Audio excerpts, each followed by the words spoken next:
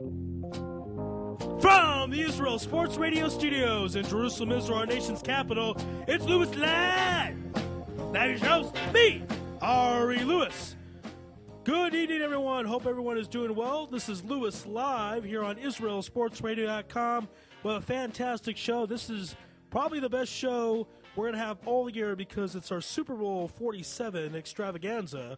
Great players, former players, current athletes, members of the press, all this great stuff to break down the game and talk about other outside sports stories as well. Just some of the guests who will be coming on this show later on today. Jerry Coleman from The Fan in Baltimore, Pete Sheppard from WEEI in Boston, Dimitri Salita, and much more. We're going to get things started off and kicked off the right way by calling up an author because we all know that I believe that reading is fundamental at the end of the day. So that's why we're going to have on one of those writer people to help us enlighten us of what the hell is going on in sports, because I kind of feel like sports is dead. There is no sports, there's no integrity, there's no honor, there's no respect. There's a bunch of garbage going on out there. So we're going to try to get some perspective on everything here in the world of sports. Again, we're here until midnight, and a reminder to check out the Israel Sports Radio store by clicking on the store tab. Great items such as t-shirts, hats, books, and much more. And if you make a purchase, please pay for the entire thing. And on the line right now, the author of Modern Day Maccabees, Andy Gershman. Andy, how you doing out there? I'm doing well.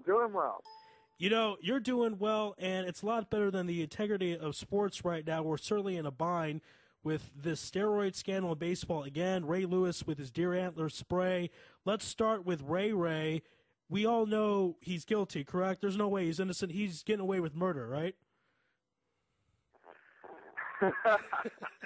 Wow, what a way to start the show off, Ari Lewis. I'm intense. You're on fire tonight. I'm really, I hate to say it. It's not a nice thing to say, but I'm pissed. I've been thinking about this for days. I'm so mad. I can't believe it because I'll tell you what Ray was thinking. He's saying, I'm 37 years old, and you know what? I'm going to cheat to get back with my ball club because what are they going to do, suspend me? I'm going to retire anyways. Who the hell cares? And there's some great points made. Well, go ahead. Go ahead. There was a great point made by Kevin Blackstone in Around the Horn last night. He said, I don't understand.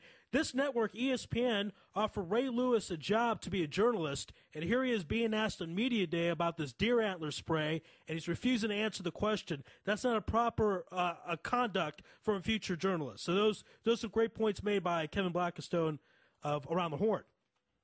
Right, exactly. And I believe also on Around the Horn, if I'm not mistaken, yesterday, the point was brought up that, really the whole thing is irrelevant because let's just say the league is going to suspend him, which we all know is not going to happen. Right. But let's just say they would. I mean, they didn't suspend him before when, I don't know, whatever happened in Atlanta, that silly nightclub, whatever.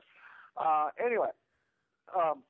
So they suspend him. He appeals the suspension, which of course allows him to play. Right. And then he's retired. So it doesn't matter. Ray Lewis. Ray Lewis is a bad person when he could say, in all honesty, that the game, when he cheated the game he loved and the game that made him millions of dollars and famous, is the second worst thing he's ever done in his entire life. Right. Exactly. So his life is not that good. We've spoken about this before. The pedestal is so high that they put him on. There's nothing that anyone can do about it at this point. Because, they've spent 10 days now just saying whatever. And you know what? You question the integrity of Ray Lewis and his journalism. Well, let me ask you this. Why did Sports Illustrated hold this story until the day after the Super Bowl? That's a great point. Why leak it now? Why didn't they put this story out? Their issue comes out on Monday. Why was that not on the newsstand this week? Why? I'll tell you why. Because they didn't want to get looked at like, oh, Ray Lewis. You saw the story I posted, and that was on a website called Russell Street Report. Correct. And in all honesty, full disclosure, they are owned by the same company that I write for. Redskins 24/7, same ownership group. Okay, so I'm going to put it out there in full disclosure. they posted that story. And why did they post that story? They posted it because they felt like Ravens fans would want to know what's being said, right? If you look at their Facebook page, they are getting ripped to shreds by their very followers. Why? Because they have questioned Ray Lewis, and they have perpetuated this story, and they have, they are getting killed by their own followers because they have dared to put something out there negative about Ray Lewis. I mean, there are people on there that say, I am now leaving this group, this is supposed to be about the Ravens, why are you doing this? I mean, talking about, the bottom line is no one cares about journalistic integrity. Well, I'm confused from a lot of different angles from the quote-unquote Ravens fans. We don't have Deep Voice on today, but we'll try to get his thoughts at some point. I mean, is there a chance they actually think he's innocent? Because, yes, it's true he has not failed a drug test, but neither did Lance Armstrong, 500 times. And, yes, it's true there hasn't been anything proven, but when you look at Ray Lewis's answers, it's the answers of a guilty man. Answers like no comment do not sound like someone who is innocent. Answers where he's very brief. It says, well, I've only worked for them for a few years and that's it, and I don't want to talk about it. It doesn't sound like he didn't do it. He had every reason to do it because he's at the end of his career and he wanted to help his team. So what possible reason or answer could there be for Ray Lewis potentially being innocent? Right. Well, and this is the other argument that drives me nuts. And Yankees fans used it a lot with Andy Pettitte, which was, it wasn't like he was cheating. He only wanted to come back quicker. Right. Well, that's cheating. Yeah, that's cheating. And I don't know all the particulars, and I'm not going to act like I do. But let's just take Jay Ratcliffe of the who's in a world of trouble of his own right now because of his DWI, but hurt for the Cowboys the entire year, basically, right? Right. So if he's not taking anything and not coming back, then, obviously Ray Lewis coming back, whether it's emotional, because I think the game has passed him about by one step at this point, but the emotional leadership, whatever, blah, blah, blah, it is cheating. It is a competitive advantage. And I'm sick of people saying, oh, well, just, the Andy Pettitte excuse. He only did it to come back quicker. Well, then that gives you a competitive advantage over a team who has a pitcher that's out for the season. So don't act.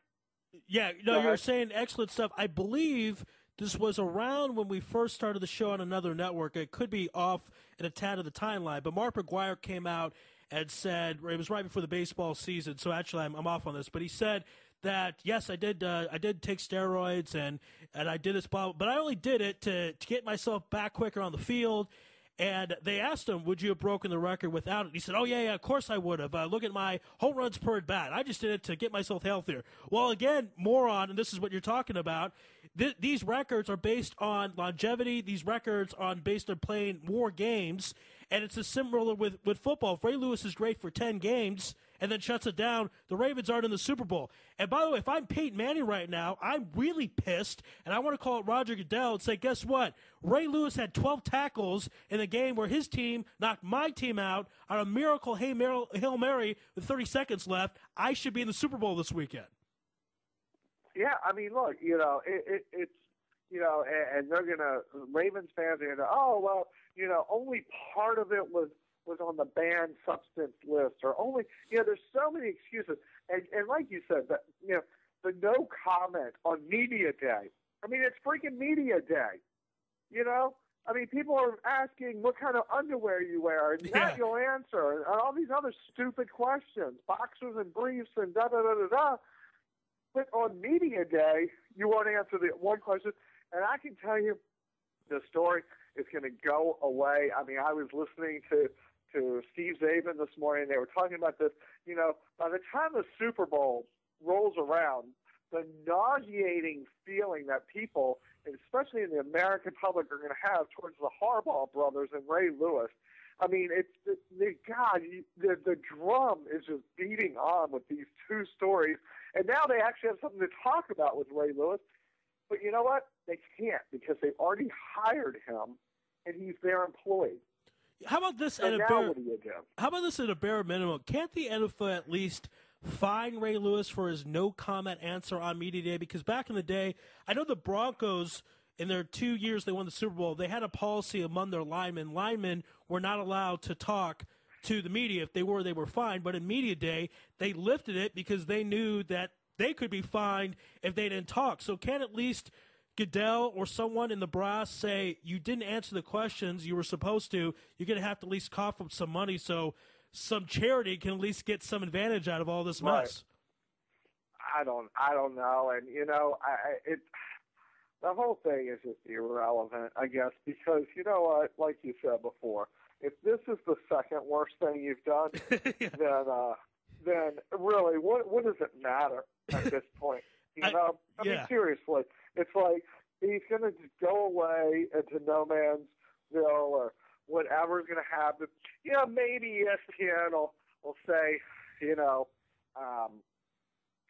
maybe we should take some time before Ray comes on our station or something. But in the end, no one really cares. And you know what's the worst thing? The worst thing is that this fraternity, this brotherhood of athletes, is just absolutely unbelievable to watch in action. Because, there's so many of them that are on the radio and in the media. I mean, here we have a show called In the Locker Room with Doc Walker, former tight end of the Redskins, and Brian Mitchell of the Redskins and Eagles. And then you got ESPN's got the show with Hugh Douglas. And all these guys, what do? They stand by Ray Ray. They stand by him.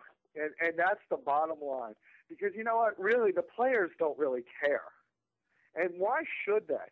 I mean, should the players care at all when Milky Cabrera is fined $50 million? He's tied to that story that both of us, I know, read yesterday about with Gio and A-Rod and everything. But guess what? 2 years, $16 million. I mean, we'd all love to think we wouldn't cheat. But for that, I mean, would you? I mean, if somebody said, Ari, I tell you what, you take a little pill that we don't really want, but tomorrow you're going to be anchoring SportsCenter. Would you do it? Because I'll tell you what comes to my mind. Oh, the pill can't be that bad. Everyone else is doing it. Plus the extra money I make, I can give to charity. Overall, this is what I should be doing. And that's probably, you hope that's what goes in their minds. It might just be, give me the damn pill. I don't care about anyone else. Right. Just give it to me. So let's bring up now the baseball story. And again, But Milky Cabrera is the absolute, he is the definition of what is wrong with Major League Baseball, if you ask me. I mean, to be suspended for 50 games, not be a part of your team's World Series championship, and still get a $16 million contract. What is the deterrent there? Well, and not just that. I mean, I would say the worst one of all the steroid guys, in the past 10, 15 years, what have you, is Jason Giambi, because without steroids, he's an average player at best. With steroids, wins an MVP, almost wins a second one, and signs a $100 million contract, which he had no business getting. And I think what happens is they look at Melky Cabrera, and people forget that he cheated, and they just say, oh, he's a batting champion. Let's give him batting champion money. And they forget that he's not a batting champion. That's a mirage. Without the steroids, I don't know, 270 if he's lucky, 280. He's not a batting champion, and if he doesn't cheat, he won't be a batting champion. Now, let's talk about this list. And by the way, for all the fans listening, you're listening to Lewis Live and Israel Sports Radio. I will give a lot of my thoughts on what needs to happen with the steroid cycle, because clearly, Andy, as this story proves, we are not past the steroid era. We are not out of it. The testing is not as effective as Bud Selig would like us to think.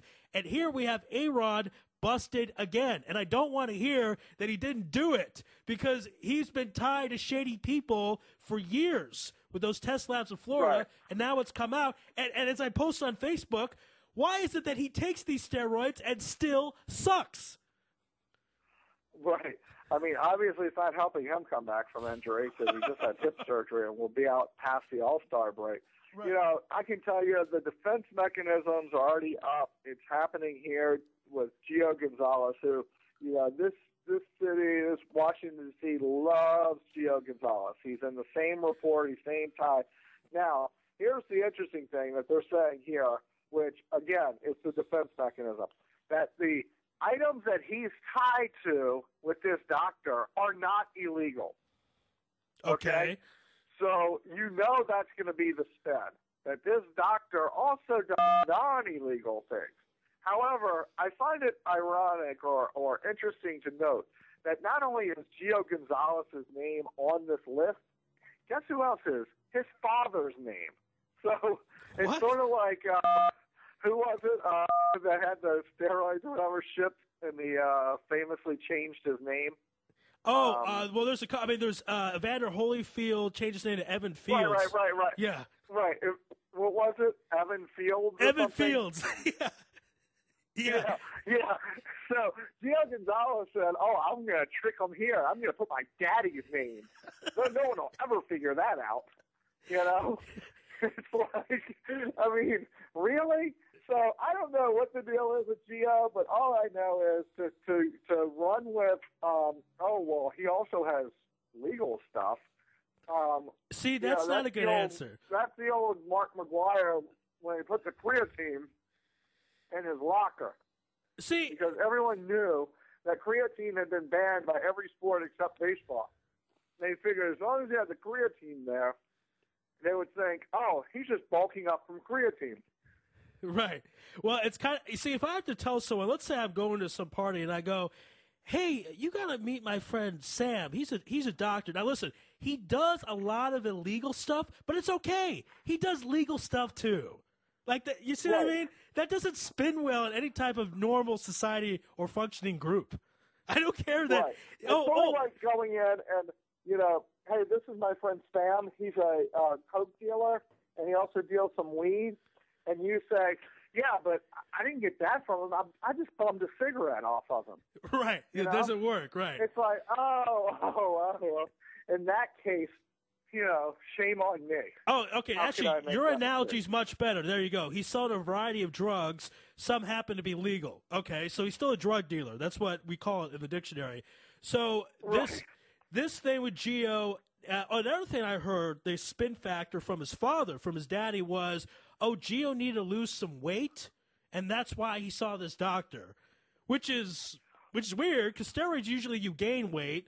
I don't understand that type of. I guess they're going to throw everything out there as soon as they can because did this catch them by surprise in D.C. that the story was coming out? Oh, yeah. The story broke, and it was like, where did this come from? Okay. Yeah, it wasn't even in the rumblings, but it took, I'll be honest with you, it took over the airwaves for about 20 minutes yesterday, but not much more. I can't believe it. I don't understand I think that. If it was Strasburg or Harper, it would have dominated the airwaves. But Gio was a Cy Young candidate last season for the Nationals. He was, but, I heard this argument the other day, and it's kind of a weird one to bring up, but there's difference between being an actor and being a movie star. Okay. Right. And you could say that Joe, the discussion was about Joe Flacco. Joe Flacco is an actor, right? But he's not a star. Tom Brady is a movie star. Brady's a movie star. Right. Brett Favre was a movie star. Well, it's the same thing with Gio. Gio's an actor. Strasburg and Harper, they're the movie stars. They're the ones that you go, you see Gio and you see Gonzalez jerseys and stuff, especially when he's pitching, but you see Strasburg jerseys no matter who's pitching. Great point. You see Harper things everywhere. As a matter of fact, I understand that one of the participants from the Ravens yesterday was asked a question in the media day and responded with, "That's a clown question." Wow. Now, obviously, he's quoting Bryce Harper. And actually, Harry Reid said that Congress on the Senate floor or something. Yes, that's correct. Great point. So there you go. That's a movie star. So Gio's not a movie star. Gio, and as good as he was, you know, it's the difference between being anyone on the Giants Ross staff and being, you know, Lincecum, no matter how good or bad he is. Yeah, you could say even A-Rod. A-Rod hasn't been relevant in years, and he's still a movie star for whatever reason. Sure. The $30 million, Absolutely. the stuff he says, the activities he gets involved in, whatever, he might have that label there. And again, I'm going to give throughout the show, answers of how to deal with this because it's not going away. This has not been fixed.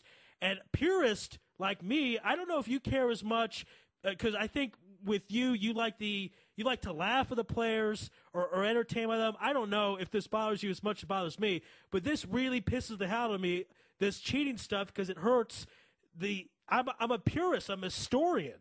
I like to compare these numbers to previous eras, and you cannot do that now. This is a totally different sport at this point.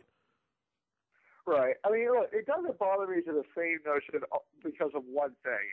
And you know, this is something that no matter how much I like to pick on the Yankees, I mean, obviously Manny Ramirez has been linked and Ortiz, you know, every team takes their shot, you know? Right. And so it's like, I don't know, you know, that's why I'm not nearly as pure about it because I'm not so sure that it's not, in the end, it's not just a big wash. Now, is it changed? Is it different based on eras? Probably.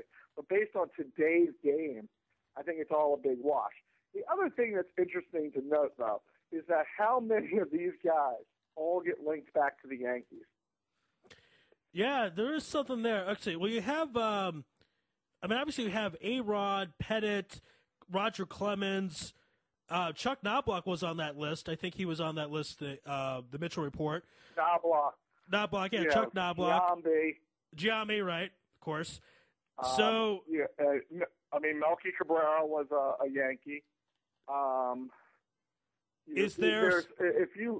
What's that? Well, is that because there's more money in New York, or they want to go to the Yankees, they want to stay at the Yankees? What would be the reason for New York as opposed to other teams? Right, I don't know. Other than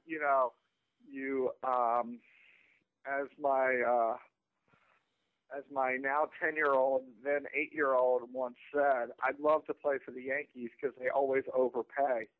So, maybe it's just a coincidence that these guys know that, hey, if I get my numbers right, no matter how I do it, I'm getting a big paycheck. Huh. And it all links back to the Yankees. Now, obviously, that's kind of thrown out the window now because the Red Sox, Phillies, Dodgers, Angels, everyone's, there's probably 10 teams that now can say they pay what the Yankees pay.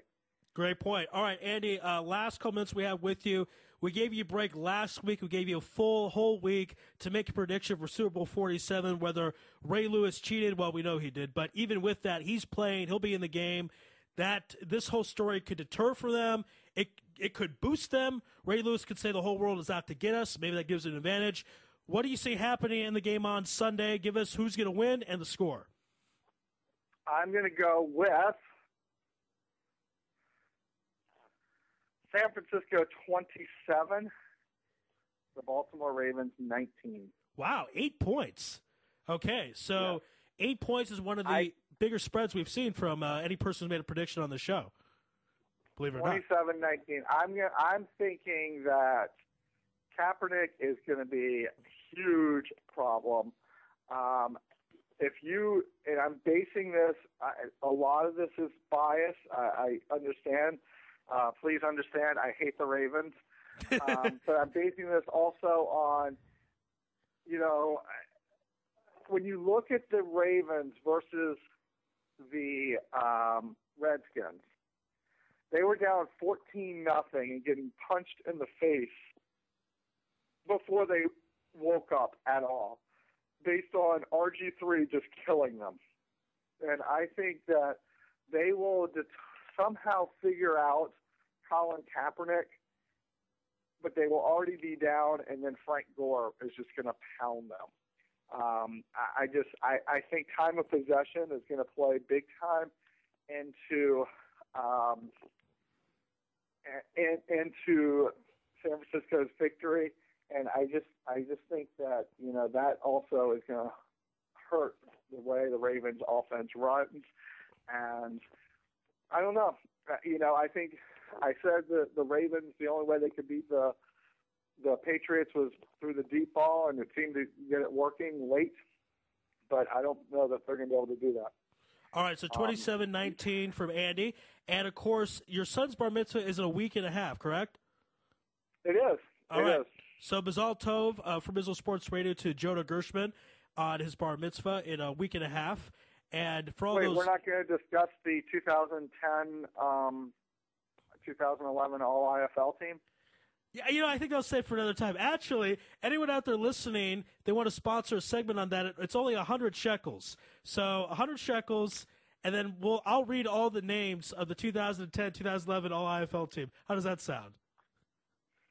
Well, those guys really did well, and I think they should all be recognized for their hard work, and I think they did a great job that season.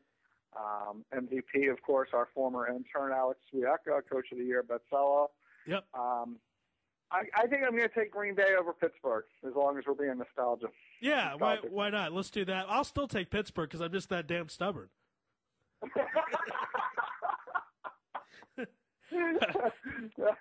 If I remember correctly, that night ended in the strangest way ever. Yeah, it did. There's a little bit of a tussle. Wasn't there a semi-bar fight? Yeah, there was. And what the fight was over is one of the dumbest things I think I've ever saw on a couple of reasons. Because he was right, but it was still a weird thing to fight over. Yeah, but that's the way the night ended. It was a whole night of, a bunch of weird stuff, and that's what happened at the end.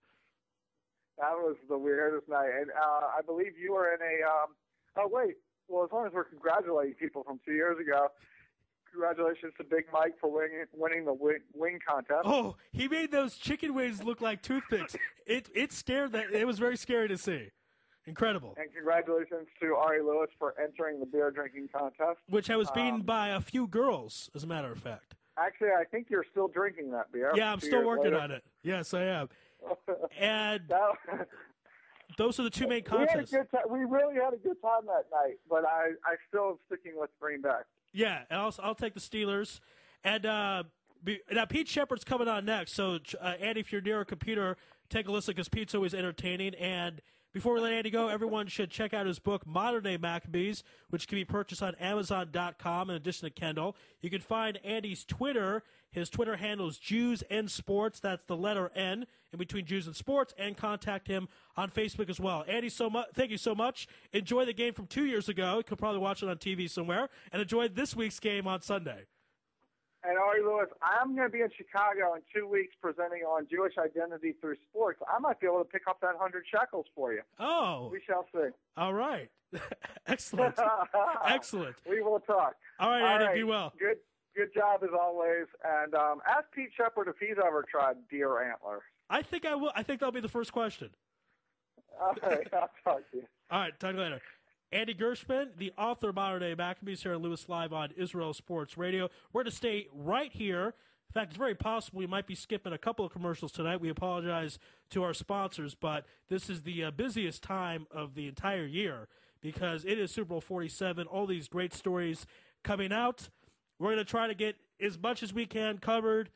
We probably won't get all of it covered. We'll do what we can, but thank you for being with us. This is just so much fun to talk about all these different things. And I'm also very angry at the same time, too. So you kind of have different things going. The happiness factor of seeing the biggest sports stage in the world, and then the disappointment that the testing is not going the way it should. This baseball steroid issue is not done. And it's very sad because we thought you saw the numbers go down of the hitters. You saw more no-hitters occur, more perfect games, and just not what we thought we'd see. On the line right now from WEEI. 7-2. Oops. Okay. Let's try again. Pete obviously is very busy, but we're going to try to get Pete on, so bear with us, please. And if we get stuck, we'll go to a commercial here. But in any case, we thought this thing is, we thought this thing was done. We really did. We thought we could trust the game again, and it was a place of integrity. And I believe we have Pete on the line right now from WEEI in Boston, Pete Sheppard. Pete, how you doing out there? Pete, can you hear us? Okay. Bear with us here, please. Again, we're going to try to get on Pete, so just hold on for us here. But, again, this is a very controversial topic. I think it's really a key topic, and we'll go in more detail with the radio Mike from Kew Hills. So stick with us here on Lewis Live on Israel Sports Radio. And, again, thank you for joining us. A reminder to check out the Israel Sports Radio store by clicking on the store tab. Great items such as T-shirts, hats, books, and much, much more. We also make yarmulkes with your favorite sports team on them, and price does include shipping. We do ship throughout the entire world, so that's the Israel Sports Radio store. Voice messaging system. Okay, looks like we're having a little difficulty getting in touch with Pete. Let's do this. We'll take a commercial break. We'll try to get in contact with him and bring him on the show. Very entertaining as always. So hopefully Pete Sheppard will be after this commercial break. This is Lewis Live on IsraelSportsRadio.com. Sports Talk Network in the Middle East, IsraelSportsRadio.com. Hey folks, Kagan here. As you know, I'm always staying on top of the fitness world, keeping up with current trends. One form of exercise that's been around for ages and is currently being rediscovered is suspension bodyweight training. So if you're looking for a way to get in shape, improve your health, and train your body to move in new ways, then the X1 by Israel Gym Systems is for you. Find out more on our website at www.israelgym.com or look for our page on Facebook, Israel Gym Systems X1. Israel Gym X1. Higia Hazman. You're already using a credit card every day. Why not feel good every time you make a purchase? When using the HAS Advantage Support Israel Visa card, a percentage of each purchase you make will be donated to your choice of 24 Israeli-based charities, while still earning a reward point for every dollar spent. But wait, these rewards are even better than the standard rewards you get, especially when using them towards Israel travel, with the best conversion rate on El Al's Matmeed Frequent Flyer program. Earn double points at some of your favorite supermarkets and restaurants in the U.S., as well as discounts all over Israel. If you love traveling and supporting Israel, HAS Advantage is the card for you. Just give us a call toll-free at 1-866-6-ISRAEL. Sign up right now with the code ISR10 to earn 2,500 bonus points. That's 1-866-647-7235. HAS Advantage. Earn rewards. Support Israel. Offer valid for U.S. citizens only. Terms and conditions do apply. When dialing from within Israel, please dial 1-800-200-818. Israel Sports Dynamics specializes in football consulting, equipment, uniforms, and more. Great brands such as Nike, Russell Athletics, Schutt Sports Products, and many more. Just one call away. With over 30 years coaching experience with university and professional athletes, Terry Hill, owner of ISD, can advise you for all your sports needs. Call 054-581-3248. That's 054-581-3248, or visit our website at www.isdisrael.com. If that's not easy enough, click on the ISD banner on the Israel Sports Radio website and be part of the game. All right, back here on Lewis Live on Israel Sports Radio. Again, the Super Bowl show is a very hectic time because a lot of our guests are busy across the United States at Media Day, in New Orleans, what have you, reporting on different things, and it is very hectic. So we apologize. This may happen a few times to the show that we have to wait a few minutes to get on our guests, but we're going to deliver great entertainment for you. On the line right now from WEEI in Boston, Pete Sheppard. Pete, how you doing out there? Hey, boys. Hey, sorry for the delay. Thought my phone was on vibrate and it was on silent. I apologize. Well, you know what? It's no problem. I guess it's a situation where you need more deer antler spray, maybe to pump up those endorphins or something. Hey, don't give away my secrets. Let's talk about that. How does deer antler spray help anybody? And also, as a Patriots fan, I'm not saying that had Ray Lewis not done this, that the Patriots would have won the AFC title game, but certainly it's an advantage. The Ravens might have not even been there if it wasn't for this spray thing. So, again, Ray Lewis getting away with murder again.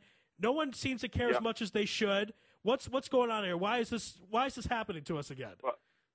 Well, it's typical hypocrisy, and I guarantee you, if Ray Lewis, if you substituted his name with, say, maybe Brandon Spikes or Gerard Mayo, it would be all over the NFL Network, all over ESPN, everywhere. There'd be little scrolls on the bottom of the screen, just like it was, a couple of years ago. It's just the hypocrisy is just absolutely ridiculous. And what I cannot stand is how this fraud Ray Lewis has duped so many people with his faith. I mean, what a joke. It really is. It's one of those things where it's kind of a gotcha. You feel like a car salesman is ripping you off, and you find out right at the end he sold you a lemon. And the people that thought he'd changed these 12 years with his charities and his trips throughout the world, you see again, he's a cheater. He didn't break the law in a sense, but this is the game that made him famous, that made him millions, and he cheats, and he's going to get away with it because they can't suspend him. There's not enough time to investigate. And you can't suspend him next year because he's going to retire. So he's going to get away with this, right? There isn't anything Goodell could do. He has to sit there, sit on his hands, and just take it.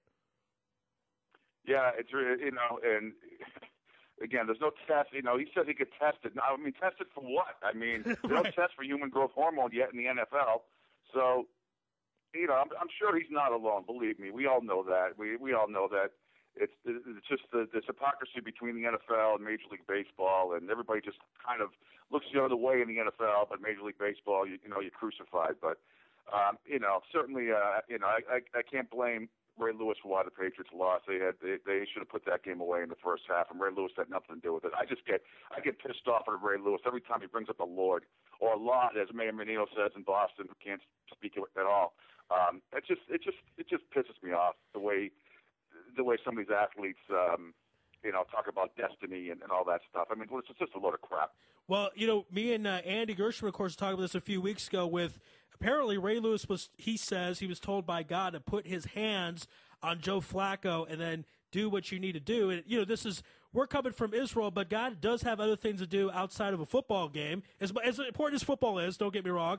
And it's a weird thing to say something like that and to say God wants us to win because you're saying God wants the other team to lose. It's not something that I think is always appropriate when it comes to sports. I'm not against praying, obviously, but to say God wants us and not you, I don't think is logical or obviously correct.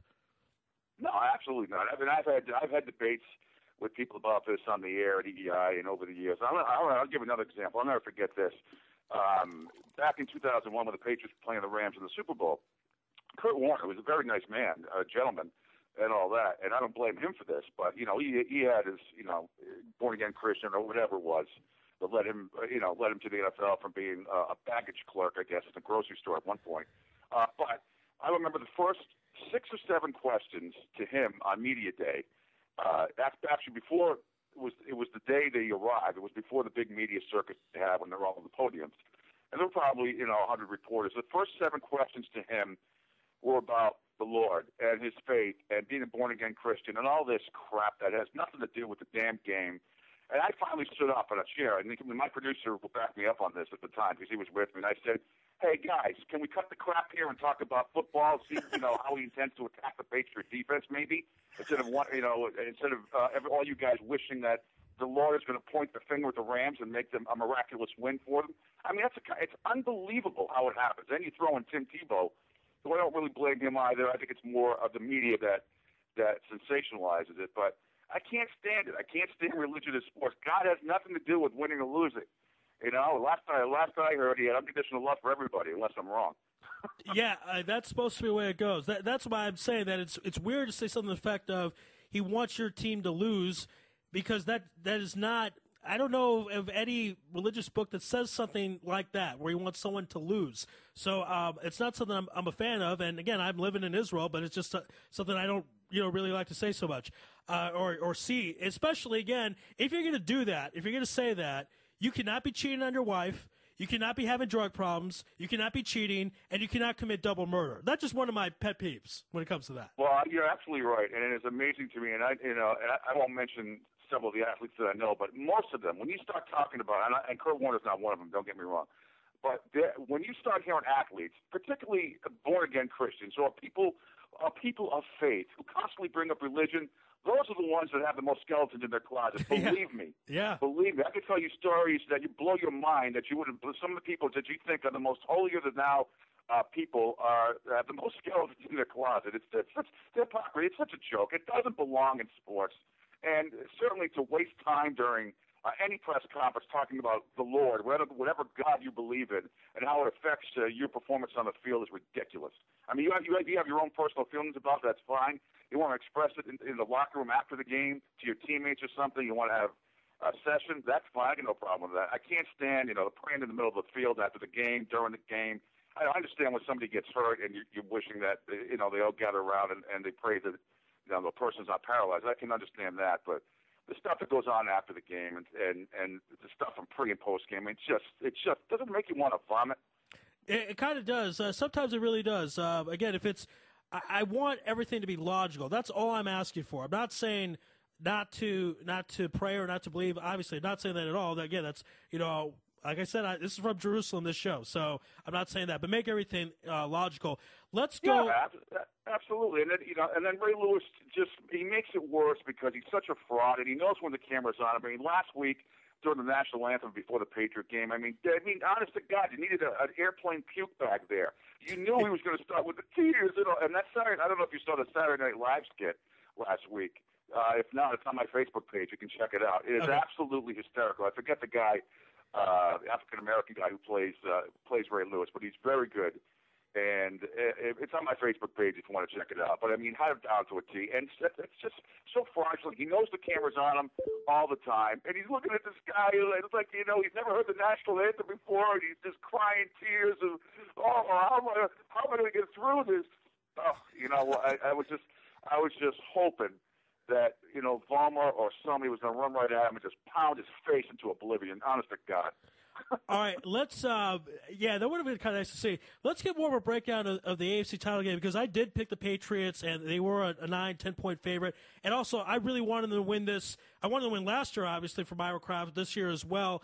What was your assessment? Obviously, Patriots had some injuries, but what was your assessment of, you said they should have wrapped it up in the beginning of the first half, third quarter, Flacco threw against them and was really untouched. What was your breakdown assessment of why the Pats lost the AFC title game? Well, it certainly was a tale of two halves, and unfortunately the Patriots, they had a chance. I'm not using the Gronk issue as an excuse either. I mean, certainly you have to factor that in. You're talking about the best red zone offensive player in the league, non-quarterback, that is, and Gronk not being there. That certainly is a factor, but no question the Patriots had more than enough talent out there to win that football game. It was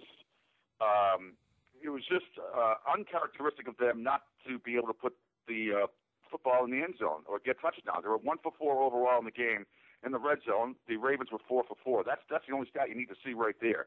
But the Patriots had opportunity after opportunity in the first half, and it wasn't all on Brady. A lot of it wasn't even Brady's fault. It was dropped balls again by Welker, by Hernandez.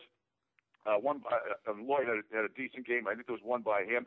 They just did not execute at the end of the first half. Totally on Tom and the coaching staff. I think more on Tom. The lack of clock management at the end. You're just not used to seeing that from a Patriots team. We laugh at other teams that never seem to get it right. The Patriots should have had at least a couple more opportunities to get a touchdown in that spot. Instead, they only come up with 3. They should have had 20 to 23 points at halftime, and I guarantee it would have been a different outcome in that game. But instead, they only get 3. They let the Ravens go in with all the momentum. They're only down, 13-7 at the half. I don't think anybody felt comfortable with that. And they let the Ravens hang around, and it caught up with them. They had a couple of, the Ridley fumble was huge when he got knocked out of the game, unfortunately. That looked like the Patriots going in for the game-tying touchdown there late, in the third quarter, I believe. So, but the Ravens overall made more plays. They made more plays in the second half, and they deserved to win. In the first half, it should never came to that because they only had 130 yards. The Patriots defense was playing very well. And even when Talib went down fairly early, Flacco was still struggling for the most part. He didn't really get it going until the third quarter. So they had their chances. The Patriots did. The fact that they were shut out in the half of football is just shocking to me. But it's not like they didn't have opportunities in the second half. They just couldn't capitalize on them. Now, I want to go to Gronkowski because I watched that 30-30 special on him a few weeks ago, and he's a young guy, fun-loving guy, partying guy. But I look at that, his lifestyle, and think, this guy's going to be injury prone. Last year, after they lose the Super Bowl, the Patriots, he's going out partying on the ankle that was injured, and he was injured, obviously. And I'm not saying this particular injury was due to a party, but sometimes when a guy has that type of lifestyle, it seems like these things happen to him more. Would you be concerned, as someone who follows the Patriots, that this is going to happen more and more? We're going to see an injury from Gronk maybe once a year, sadly. Well, I mean, he's such a big, gigantic physical specimen, and I don't know. I mean, a lot of people comparing him to the Red Sox, Jacoby Ellsbury, a guy who plays hard. He just happens to be injury prone. Every time he dives for a ball or he's sliding into second base, it seems he's dislocating his shoulder or tearing up something on his body, and he's out for a while. I hope that's not the case with Gronk. Certainly, his injuries have all been football related, and the last injury he had in the Houston game, was nothing. It was a different injury than his other, even though it was the same arm. It was a different injury, as you know, than the arm that he originally broke. So I hope that's not the case. Certainly, I just want to see Hernandez and him on the field at the same time when it counts. That's what I would love to see. So all these people who have these over-analysis of what the Patriots need to do, and maybe like a Randy Moss deep threat, it's absolutely ludicrous. They have more than enough weapons. They have one of the most prolific offenses again this year, and never had Gronk and Hernandez on the field, I think, for more than 3 weeks at a time together. So, you get those two guys on the field in a playoff game, they're going to be awfully tough to beat, especially with the running game that they established this year. One of the best in football. I think they were 6th or 7th overall. Certainly with 3 diverse bats. There's not a lot that this team has to do to get back to the Super Bowl. A little bit of tweaking here and there. Certainly, you'd like to see them re-sign Talib because he's sort of, I'm not going to say, he's sort of stabilized the secondary back there and let McCourty play safety, let Arrington play nickel. And, they definitely felt his absence when he was out of that game late in the game. But as far as Gronk goes, I don't know. I don't have a crystal ball. I think it's easy to say, he's injury prone. And so far, he and Hernandez have kind of been injury prone a little bit in the 3 or 4 seasons with the Patriots. But I'm optimistic. I hope that both of them can be on the field together late in the season. That's all I care about. And in a playoff game when it counts. It would have been interesting last year in the Super Bowl if Gronk were healthy, obviously, and this year as well. It's just it does make a difference. He's the best red zone offensive threat in football. And not just that, I mean, he's probably the best tight end, and he very well could be the greatest of all time when it's all said and done. And last season, if he was healthy, not only would they have won, I think if he was just healthy on the last play of the game with Brady's Hail Mary, he would have caught it. He's huge, as we talked about, 6'7", 270, and he's just a tremendous athlete. Let's get into the breakdown of Super Bowl 47, Ravens 49ers. Most people have this as a bit of a pick'em game. The line might be at 4 points now, but everyone I've had on this show, if I've had 10 people, 5 have picked the 49ers, 5 have picked the Ravens. Want to get your thoughts. You've seen the Ravens up close and personal twice this season. You've seen the 49ers once. They beat the Patriots by a touchdown. What do you think is going to happen on Sunday between these two ball clubs? I think it'll be a tight game. I think it'll be what's the spread? 4, 3.5, 4 points. I like San Francisco by a touchdown, a late touchdown, something like 30-23. I don't think this is going to be a 16-6 game like we saw a couple of years ago on Thanksgiving night. I don't think it's going to be anything like that.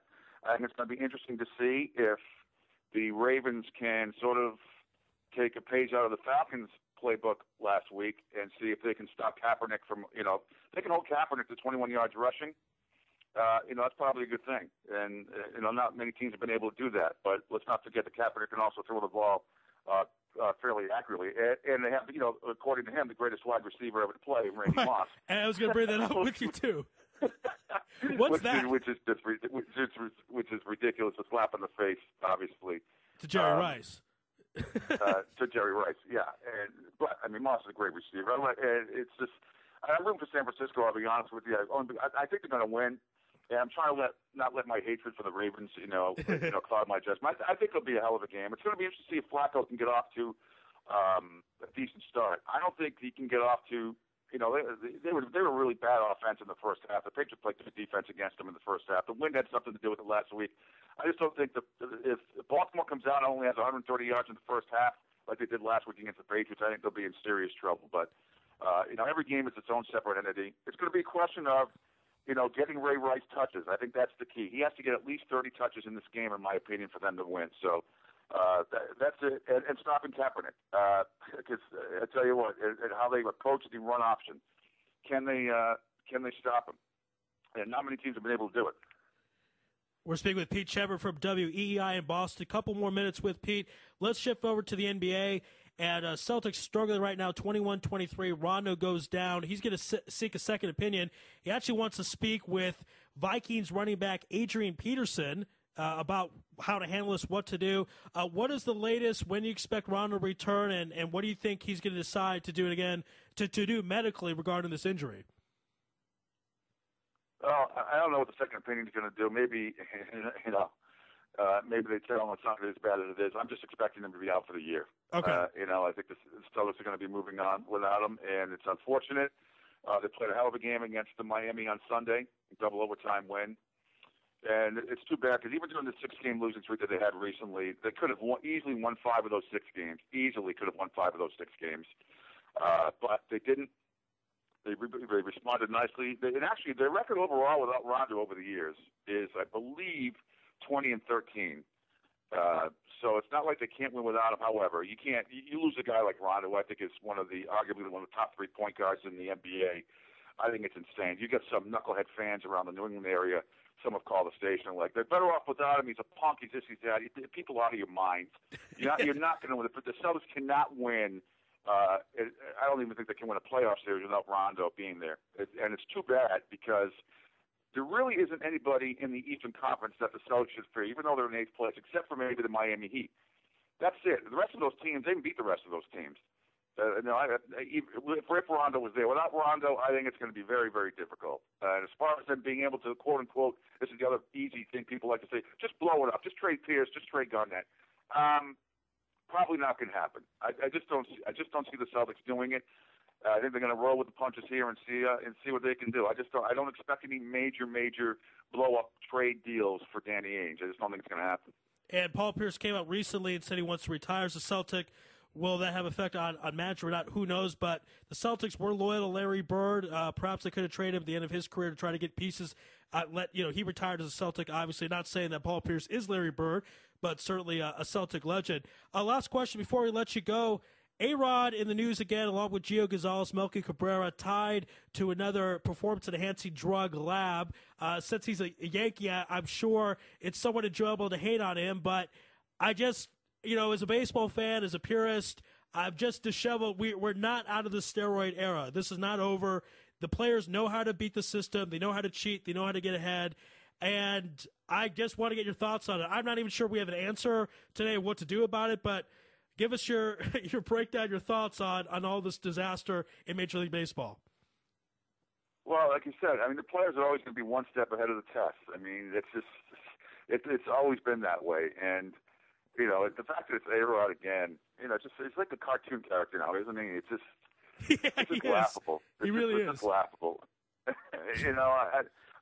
don't know how you stop it. I don't know what to do unless you start. I think the Major League Baseball is taking a step in the right direction, where you're going to be tested all the time now, and I think the NFL is going to have to adopt that policy too. But until they start testing for human growth hormone, what good is it? Because there are always ways to mask this stuff. I've just heard stories that just would blow your mind about how they get away with it, how some of these players get away with it. And like I said, in the NFL, nobody cares. The fans don't care. They care a lot more in Major League Baseball because the records mean much more. You ask somebody who's thrown the most touchdowns in NFL history. It's not the same as somebody who's hit the most home runs in Major League Baseball. I think the numbers and the statistics in Major League Baseball bring out a lot more passion even in the average sports fan, than do numbers in the NFL. That's why I think people get more upset in Major League Baseball when this kind of stuff happens. Yeah, it's one of those things. When I had Pete Rose on in February, he said baseball is about statistics, about comparing eras. Basically, you can't do that now. This is a different sport. This is a different game. It's hard to know what legitimate it is anymore, and I have some thoughts of solutions, but Bud Selig could smile. Bud Selig was actually a used car salesman. He owned a used car dealership. in the 70s, and he can smile and say, we have the toughest policy of all sports. That doesn't mean anything because all the policies are crap anyway, so who cares? So either you're going to have to let everyone cheat or you're going to have to let no one cheat because it is not fair to have one guy cheat and one guy not. He's going to take advantage of it, drive that ball extra 10 feet, whatever, what have you, and hit a home run. So I don't know what to say. This has been a real tough day for sports for yours truly, and I hope it gets fixed. There's no doubt about that. Pete, always a pleasure. You're a legend. Everyone should check out Pete Sheppard on WEEI in Boston or go to their website and listen to his show. Pete, enjoy the game. Thank you so much. I really appreciate it. No problem, guys. And I'll tell you what, if you're a New England sports fan out there, get on the Bruins bandwagon. This is a very, very good hockey team. Let me tell you, they are fun to watch. That was a hell of a win they had last night. They're 5-1 to start the season. Their new rookie defenseman, 19-year-old Dougie Hamilton, he's going to be the real deal, kids. He is going to be the real deal. Tuukka's playing great in net, and I'm telling you, the Boston Bruins, Claude Julien has done a remarkable job already. They're 5-1. They're off to a hot start. So if you're hockey fans out there, get on and watch the Bruins. They're an exciting team. Yeah, you know what? We might have to go to hockey because it's one of the only sports out there that's clean. So let's watch some hockey. Let's enjoy that. All right, Pete. Be well. All the best. Thank you so much. Thanks, guys. Anytime. All right. Pete Sheppard from WEEI in Boston, a legend. That was truly an honor, and we certainly appreciate his time. Obviously, very, very busy during Super Bowl week, even though the Patriots not in the ball game. Pete's still covering this game for WEEI. And, Ravens won. I think even if Ray Lewis doesn't do his deer antler thing, Patriots would still probably lose, but they might have faced the Broncos instead. And that's the point I want to harp on, that the Broncos should have been in the AFC title game, not the Ravens. And the Patriots might have beaten the Broncos. Tom Brady versus Peyton Manning, I'd take Tom Brady. So we very well are seeing the wrong team represent the AFC in the Super Bowl, but there isn't anything we could do about it. We're going to have to – you could root against the Ravens if it makes you feel good, but they're still in the game. They're still playing the 49ers, and if they win, they're still Super Bowl champions no matter this deer antler thing or not. And even if they find him guilty, it's not like college football where you take back the games, where you say the games Ray Lewis played in are losses and they don't count. And on the line right now, the host of Monday Afternoon Quarterback on Tuesday evenings, Aaron Krolik. Aaron, how you doing out there? Ari, I totally forgot. I'm awesome. How are you? Well, we're doing awesome because you're on. So, we talked a lot about this game last week, Super Bowl 47, and since there's so much to talk about now with Ray Lewis, with the deer antler spray, Joe Flacco talking about Drew Brees money, Alex Smith being very classy in Media Day in regards to him losing his job. Let's start with Media Day. What did you think of some of the questions that were asked and some of the answers given by these athletes playing on Sunday? What was the can you be a little bit more specific, Ari? Is it the issue with Ray Lewis? Are we talking about the antler spray that he's using? Let's start there. Yes, let's start there. So what are your thoughts about that? I mean, why do we care about this? To me, Ray Lewis, he's in his last game. He's going to deny everything. They're not going to be able – he's not going to not play in this game. Does it taint his career that he sprayed something with antler on a damaged muscle? I don't think so. Unless, people start coming out with, Ray Lewis steroid stories, kind of like what we're hearing about Alex Rodriguez and some of the other baseball players. So I think the verdict, although that kind of is a pun, by the way, the verdict is still out on Ray Lewis because, he was acquitted of murder. Right. That's kind of funny, actually. Yeah, it is. But, I think Media Day, I really like listening to Ed Reed. I think, we really just forget about the Baltimore Ravens team and how many special players have been on that team since they won the Super Bowl in 2000. Ed Reed is totally due for a Super Bowl. Anquan Bolden. The leaders on that team just really impress me. They are my favorite to win the Super Bowl. All right. Now, you have the Ravens winning this game. Let's get a little bit more technical. Andrew Bolden in particular, would you say that's the X factor and that the 49ers are going to have to perhaps double team him to keep him in check? That's a good question. I think the X factor, believe it or not, for the Ravens is going to be Ray Rice. Really? I think Okay, go ahead. Yes, even though we all assume that Ray Rice is going to have a good game, I think Ray Rice is really going to need to carry the ball and to pound the ball in order to keep San Francisco off the field. So the Ravens are really going to have to manage the clock in order to prevent the San Francisco prolific offense from putting up 40 points. The Ravens don't really want to get into a shootout in New Orleans against San Francisco. So we're going to see a game that is going to be ground and pound with Ray Rice versus Frank Gore, and we're going to see a defensive battle. That's my opinion. I do not see this game being a shootout that Baltimore can win. And if I pick Baltimore, I'm betting on Ray Rice. He is my X factor to blow up. He was paid in the off season. He led his team to the playoffs. He was the 4th and 27. Hey Ray, hey diddle diddle, Ray Rice up the middle. He's the one that's carried them the whole way. He certainly has. They wouldn't be there if it wasn't for Ray Rice. Let's talk about the 49ers X Factor. I actually picked a funny one. I seriously picked David Akers because he's been very iffy when it comes to his field goal kicks. But if he's on, the 49ers could win. This very well could come down to a field goal. He is my X Factor regarding the 49ers. Who is your X Factor for San Francisco? Oh, so wait, did I hear that right? You're picking Akers. That's a very sexy pick, Ari. Yeah. As your X Factor. You almost took I would have maybe come up with that. The X Factor for the San Francisco 49ers is Colin Kaepernick. I mean, the quarterback. He is still only started 7 or 8 NFL games. True. That's right. And I think that is the fewest since the New York Giants quarterback, remember Jeff Hostetler? Hostetler in Super Bowl 25. Yes, and he did win. So Colin Kaepernick, and we also know that the 49ers are 5-0, I think, in Super Bowl history. So he's got history on his side, but I'm still thinking that the way that he's the X factor is we don't know how they're going to use him.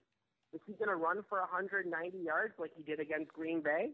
Or is he going to throw the ball downfield and find, Vernon Davis and Crabtree? We don't know what they have in store. And I think the whole offense is going to run and has run around Colin Kaepernick. So he is truly the X factor. I mean, if he has a great game, it's going to be very difficult for the Ravens to win this game.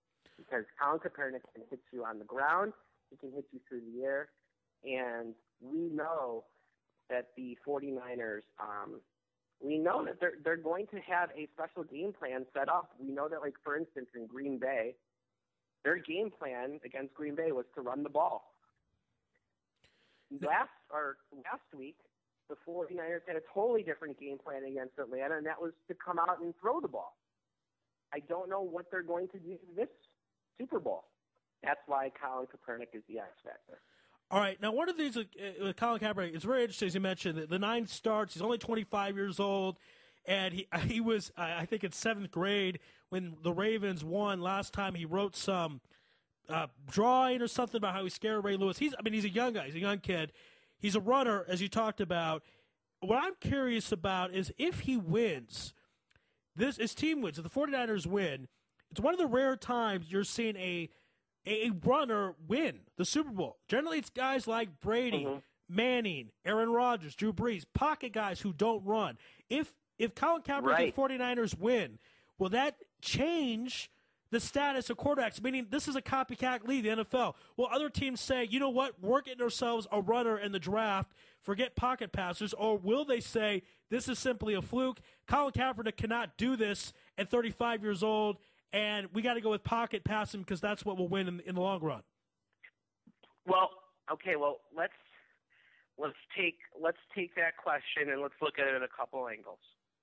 The first thing is that we know that the style of offense that the 49ers run, the pistol it's called, was also used this year successfully by the Seattle Seahawks with their rookie quarterback, by the Washington Redskins with RG3, right? So we have teams that are already kind of copycatting this style of offense. Now, yes, you do need a quarterback that is versatile and fast as hell and tough to do this.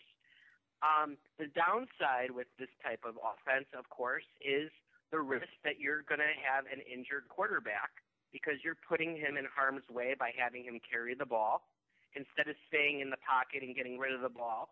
He is now scrambling, and he's running. And so the downside on that is that, yes, you might have in the short term, and I'm not saying like a guy like Colin Kaepernick, you might have 5-6 years of him, at a very, like you said, he's not going to be 35 years old and be doing the pistol. It just doesn't happen. So you do need this certain type of quarterback. You need this certain type of coach. And it's just, I think it says a lot that, like, these guys like Pete Carroll, and it's like the West Coast, it's like this new West Coast offense. And I'm just saying literally, like, geographically West Coast. But you see it in Seattle and San Francisco. I don't know where, Pete Carroll or Harbaugh, they both came from USC and Stanford respectively. Maybe it's just the type of coach to pair with the type of quarterback that really makes this work. I mean, so let's see what happens. I mean, if Kaepernick wins this, it does change the landscape because you can win a Super Bowl. We don't really. You're right. I can't really think in my memory. Let's think. I mean, we can name some quarterbacks like Trent Dilfer. But he wasn't, like guys that maybe weren't Super Bowl quarterbacks that have won a Super Bowl. Brad Johnson, there's another one out there. Brad Johnson, right? Yeah, no, the Tampa, those are good examples. You have the but Tampa Bay. Those are really, Trent Dilfer. But those are really the only two examples in the last 20 years. Now you could say Ben Roethlisberger. Hold on. And those two examples, those teams had a number one defense. You had the Ravens in 2000, and then you also had the Tampa Bay Buccaneers with Warren Sapp and their amazing defense, winning the Super Bowl. So if the defense is strong enough, you can really, defense wins. I mean, that's really where this is going to probably come down to is can the Ravens defense contain Kaepernick? Can Ed Reed be a game changer? Same thing for the 49ers. Are they going to be able to rush Flacco? If Flacco is able to sit in the pocket and get the protection that he's gotten the whole playoffs, and he's going to have time to feed guys like Bolden, Torrey Smith, Pitta, whoever else is out there, it could be a really long day for the 49ers. Joe Flacco, in my opinion, it's his time to win a championship, just like it was Eli Manning's time. It's now Joe Flacco's time. I agree with that. I'll break down this game a little more in the show. I think the 49ers are the better team, and I don't think there's a question on that. But the Ravens have all these different extra intangibles. The momentum, Ray Lewis's last game, and this Flacco kid, people could say that he doesn't have a lot of touchdowns, too many interceptions for a star quarterback, but this guy has won a playoff game his first 5 years, at least one. His first 5 years, he has an excellent playoff record. I believe he is 8-4, and could go to 9-4 this week at 27 years old. In his, getting close to his prime. Sorry, I like the fact that you're getting fired up right now because honestly, I am fired up over Joe Flacco. I am he did exactly what Eli Manning did. Remember a couple years ago when Eli Manning came out, I think, and he said, "Oh, I'm the best QB in the league." Mm-hmm. Or, That's I'm right. the top 5, and then he went out and won the Super Bowl. Yeah, Joe he did. Flacco is the same type of dude. He's got that confidence. He's a leader. He's General Flacco. I mean, that's what Ray Lewis calls him. I just think Joe Flacco is due for a Super Bowl. The guy is, 5 years in the league. You're right. It's a numbers game. He's due for it. It just would really surprise me if this 49ers team, which is unbelievably hot, is going to beat the Ravens. It just seems like the Ravens are due for one big Super Bowl right now.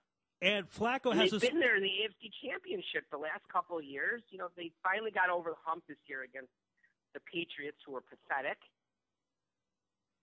I don't know. Flacco you're exactly right. And by the way, you forgot to mention the Ravens have the best record in NFL history in the playoffs. I think with like a minimum of 20 games. I mean, that's the fact. The Ravens have the best playoff record in NFL history. Yeah, and I think a lot of people don't know that because they only have the one Super Bowl win, but they've been consistent. They made it to the AFC title game the last 3 out of the 5 years. And Joe Flacco has this great interview they air all the time here in Israel on ESPN where he says, you know what? I think if you don't think you're the best at what you do, you're doing a service to yourself and to your organization. So he talks about that, and he's kind of saying like, yeah, I think I'm elite, but guess what? Before you call me cocky or arrogant, understand that I'm doing that so I can be the best quarterback I can be and help my team win at the end of the day. 100%. Just like I'm just telling you, like we see history repeat itself in the NFL. We see teams get hot during the playoffs. We don't know how it happens, but we know that teams like the Giants, the Packers, wild card teams that have slumped, have gotten into the playoffs and they've won these games and they are in the Super Bowl and they go on to great things. And it's just a lot of it is just luck and good fortune. And, you know, we can just count back. I mean, if Joe Flacco doesn't throw that deep ball, right, all the way to Jacoby Jones at Denver, I mean, where are we? We're not even having this discussion. Yeah. So we got to be careful in terms of saying Joe Flacco is amazing. You know, listen, all of these games in the NFL, right? I mean, does Tom Brady even come up on your radar? By the way, Ari, I wanted to talk to you. Let's change the subject. Okay, sure, go ahead. A couple weeks ago, you said to me, if Tom Brady wins the Super Bowl, is he the best quarterback ever? That's right. I brought that up. I kind of mocked it. You asked this question, and you were also high on Tom Brady throughout the whole season, him being MVP. What are your feelings, Ari, on the fact that, you know, do you still think Tom Brady should be even in the discussion of best quarterbacks ever to play this game? Well, he has to be after losing this year. He has to be in the discussion because he has the record for most touchdowns thrown in a season. He has 2 MVPs. Yeah. Peyton Manning has the record with 4, but Brady's the better playoff quarterback than Peyton Manning. And Brady very well could win one more before he retires, and that would put him as many as Joe Montana or anyone else in NFL history. So he's in the discussion. I don't know if I'm not saying he's better than Joe Montana or Johnny Unitas, but he's in the discussion. Right. I just think that Tom Brady, it's unfortunate that he's lost 2 really close games in the Super Bowl against the same team, and that's obviously a blemish to one's career. Mm-hmm. And then to just get knocked around by the Ravens, you know, consistently. I mean, they've really, you know, the Patriots should have lost to the Ravens last year. Let us not forget that. That's right, of course. Lee Evans. Billy Cundiff or whatever his name makes that field goal, and if Lee Evans, who's now, you know, washing cars or whatever he's doing, if he makes that catch in the end zone, the Ravens are in the Super Bowl against the Giants. And that would be a rematch, by the way, of the 2000 Super Bowl where correct. The Ravens beat the Giants. That's correct. That was last year. That was very close to happening. So, I mean, gosh, it's like we are just splitting hairs in the NFL, and that's why we really love talking about it. We never know what's going to happen, and that's why it's hard for me to come out and always like predict the future or say like what's really on my mind, is because the world turns on a dime. One day you're hot, one day you're not. But I think we can say that's the 49ers right now. They are a hot team, and like, yes, they're awesome when you get Vernon Davis the ball, but there's times when Vernon Davis never touches the ball in games. They have all the weapons, but for some reason it just seems like the Ravens right now with the style. And by the way, we also forget the Ravens fired their offensive coordinator. Yes, they did. Gutsy move. About halfway through the season. Right. And they've gone, look at the job that Jim Caldwell, who, you know, he took Peyton Manning to the playoffs. And I mean, he was on many of those Colts teams. I think he was an assistant on the Colts when they won the Super Bowl, if I'm not mistaken. Yeah, I believe so. But Jim Caldwell has done the most underrated job of anyone maybe in the NFL. Just keeping that unit together. Whatever he's doing, they got this far. And it was a gutsy call from Harbaugh in that regard. It was a gutsy call from the other Harbaugh in San Francisco to bench Alex Smith, who was 6-2, number 1 overall draft pick, and took the team to the NFC title game last year. Yes, 100. That's what teams want. I feel like we want coaches. I would want a coach like the Harbaughs. I want somebody that is just in control of their team and has a game plan for each game, doesn't stick to the normal, okay, we're just gonna play our kind of Chicago Bears Lovie Smith style of, we're gonna run on first down, run on second down, pass on third down. Okay. No, we don't see that from these teams. These are special teams, and the way that they're coached, and we know what a coach can do for a team. Certainly look at some of the turnarounds this season with coaches leading their teams I want to name Bruce Arians. The offensive coordinator for the Colts, what he did this year. And he ended up getting a job, where he's coaching, right, Ari? Right. So Arizona. That's right. Arizona, sunny Arizona. A lot of guys have done a good job with not a lot of I guess I shouldn't say they don't have talent on the Colts. I'm off point right now. Let's get back on the point. All right, let's change. I want to go to this comment Randy Moss made that he wishes he was used more. He's only had 25 catches this season. He also said he's the greatest receiver of all time. Your thoughts, Aaron Krolik? Well, Randy Moss, let's see if I don't want to knock Randy Moss at all, because I think for the most part we haven't really heard a peep out of him all season. That's true. He's been very well behaved. It seems like he's been the quintessential team player. Mm-hmm. We don't know what kind of mentoring Randy Moss does for these young receivers like Crabtree and the other receivers. And by the way, Randy Moss is basically their number 2 receiver, because Mario Manningham's been out pretty much the whole season. Who else do you go to besides Crabtree or Moss? You go to Vernon Davis, and you have some other guys, but Randy Moss is going to have a big role in this Super Bowl. Really? So if I were him, I'd shut. Oh, absolutely. They're going to. Yeah, Randy Moss has had some big catches over this season, even though they've only been 25 catches. He's had some big catches in the playoffs, and he's going to, he is an X factor. Depends if Colin Kaepernick gets him the ball or not. I don't know what they have in store, but we can't underrate the fact that Randy Moss, is yes, he's amazing. He was amazing. You can't take away anything he did in New England. Sure, he was passed around from team to team a couple years ago, but he's found a home in San Francisco. We know that Jim Harbaugh loves him.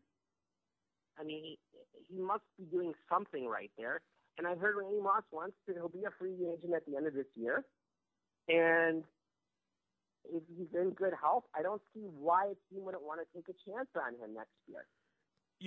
But yeah. I think this is normal. Receivers always complain that they don't get the ball enough. That's true. Right? That's a great point. Some receivers really deserve the ball more, like Anquan Bolden. If you get the ball or Torrey Smith, how many catches does Torrey Smith have in that Denver game? Maybe 3, but 2 of them were for touchdowns. Or he had 90 yards receiving. Excellent points there. So it's more big play. It's more of the Ravens and the 49ers are known for their big play capability, the over 20-yard games, and that's why these two teams are left. It's because both of them, even though the Ravens had their ups and downs, they are explosive because Joe Flacco has the arm to get the ball downfield to the fast weapons like Torrey Smith and Bolden, and they have a solid running game with Ray Rice. When the Cowboys won 3 Super Bowls out of 4 years in the early 90s, Michael Irvin obviously was their number 1 receiver, but their number 2 big play receiver was a guy named Alvin Harper, who did not have a lot of catches. But don't even remember him. Yeah, I don't remember him. But when he did, it was about 50, 60 yards a play. And you have to have those. You have to have the deep threat there to keep the defense honest, correct? Exactly, and that's what Randy Moss does, is that he'll stretch out. I mean, that's what his job is to do. His job is to stretch out the defense, go long, and if something happens where they can't get the ball, or who knows, Kaepernick is out of the pocket and Randy Moss is all of a sudden open downfield, bombs away. Why not? I'm and I'm surprised it hasn't happened more this season. Maybe the reason why it's not happened more, maybe it's going to happen right now. Maybe he's saving. Maybe there are some secrets up these guys' sleeves that we just don't know about. It very well could be. I think by Randy Moss coming out though and saying he's the best receiver of all time, I don't have a problem with that. I really don't. I don't know if it's believable. Right. It's just like Joe Flacco saying he's the best in the game. It's just Randy Moss's style.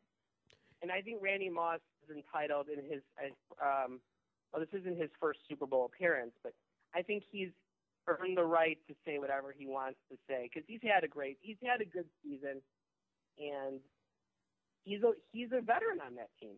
He's no longer the young guy. It's interesting because you make some great points. Wide receivers tend to be more diva-esque than any other player on the football team. So it's not so much a problem he said that. I have no problem with an athlete wanting to have confidence about himself.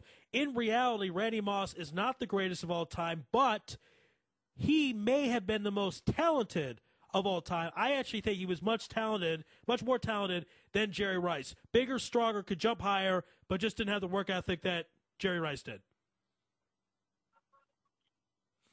I'll take either. I mean, I'd probably take Jerry Rice first. Who else? Just someone this year didn't. I'm forgetting, but didn't someone this year just pass Jerry Rice? Help me out here, Ari. For which record? I thought Calvin Johnson for most yards in the season. Oh, most yards in the season, right? In the season, yeah. Yeah. So I mean, and he destroyed that, Calvin. Calvin Johnson could go down. I mean, he could Calvin get Johnson Rice's very records. Well could go down as the best ever. Sure. Yeah, Calvin Johnson could take Rice's records. I mean, it's a long way to go. Rice's records are spectacular. I mean, I'll get it up in a few minutes, but he is way ahead of the second place guy in all his records. So truly incredible there. All right, now you have taken the Ravens to win, correct? You sure you want to stick with that? Right. All right. Yeah, what's the deal with Israel? I heard there's a split now amongst. Are we having Tell me who's on my side and who's against me. Okay, it's basically if I've said this before, if I have 10 people make a prediction on this show, 5 for the 49ers and 5 for the Ravens. I mean, this is probably the closest. This is probably one of the closest games we've had to a pick'em game in Super Bowl history. Last year was a bit of a pick'em game too, believe it or not. So there's certainly it's certainly there. Now, by the way, just to give an idea, I'm trying to give a good perspective of Jerry Rice's records. I believe there is a Wikipedia page for his own records, but I'm trying to get up some numbers. Here is some of his numbers. He has here, I'll put it like this. He has 1,549 career receptions. That's 445 receptions more than Tony Gonzalez. So Tony Gonzalez has 2/3 of Jerry Rice's receptions, and Tony Gonzalez is second place. I'll put it to you that way. And Tony Gonzalez had probably the best tight end in history. Yeah. I mean, it might go down as the best tight end in history. Yeah. It's a very good stat about the receptions for sure. It's amazing. And Tony Gonzalez's catches are more shorter yards because he is a tight end. Jerry's longer. Now, Jerry has 22,895 career receiving yards. That's almost 7,000 more than Terrell Owens, who has second place.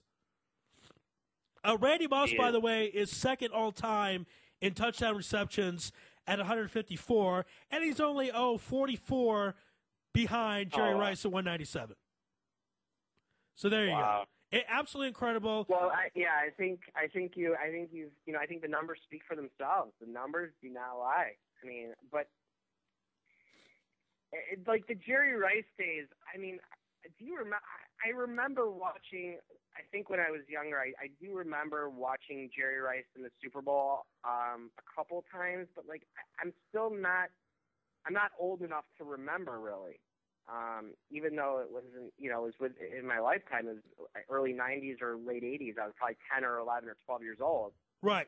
His first two were in the late 80s. One of them, he was the MVP, even though that was Super Bowl 23 when the 49ers beat the Bengals and Joe Montana hit John Taylor on 3rd and goal.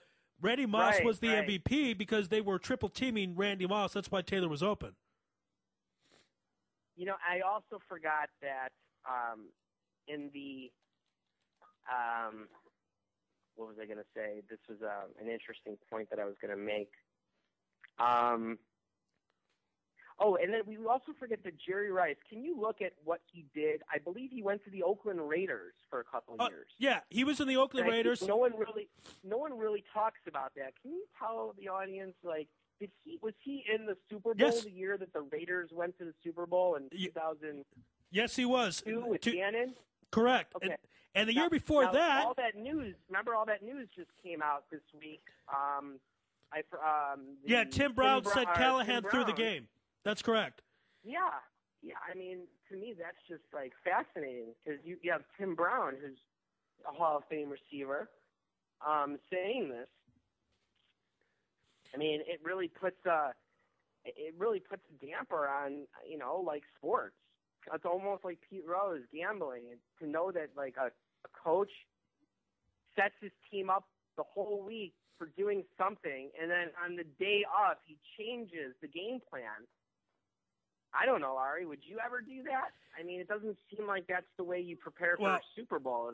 I don't think one style the whole week and then to change it. I don't know. I think Callahan was an idiot, and I think he was incompetent. I don't think he sabotaged the team to lose just so his friend would win. That's ridiculous. Remember, that was Callahan's first year as a football head coach in the NFL, and this was going to be the biggest game in the world, and he got shell-shocked. I think that's what happened. I really do. All right, Aaron, we got to let you run. You have the Ravens winning. Okay. Give us a score before we let you go. Probably picked the score 2 weeks ago, so this is going to be a different score. Okay. I think it's I'm going to go 35-33 Ravens. Wow, 2 points. All right.